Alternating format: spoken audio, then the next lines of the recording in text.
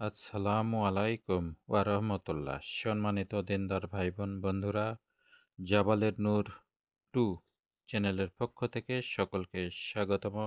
এটি একটি নতুন চ্যানেল, কাজেই এই চ্যানেলে সাবস্ক্রাইব করে পাশে থাকবেন, সেই সাথে লাইক কমেন্ট শেয়ার করবেন এবং কী ধরনের ভিডিও চান সেটি কমেন্টে লিখে জানাবেন। আজকে যে আমলটি দেব এটি আল্লাহর একটি নাম, ইয়া কাবিউ।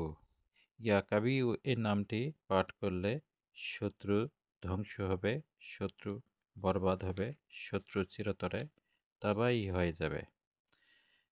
আল্লাহ তাআলার এই নামটি পাঠের বিশেষ ফজিলত রয়েছে।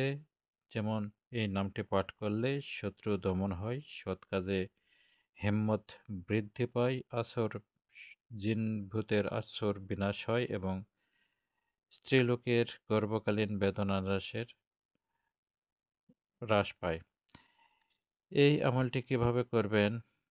1001টি আটার গুলি তৈরি করে নেবেন। আটা পানিতে মেখে আটার গুলি ছোট ছোট গুলি বানাবেন 1001টি এবং প্রত্যেকটি গুলির উপরে আল্লাহ তাআলার এই নামটি ইয়া কাবিউ পাঠ করে ফু দিবেন। একটি আটার গুলি হাতে নেবেন, একবার আল্লাহ তাআলার এই নামটি ইয়া কাবিউ পাঠ করে ফু দিবেন। এভাবে প্রত্যেকটি আটার গুলির উপর আল্লাহর এই নামটি পাঠ করে ফু দিবেন।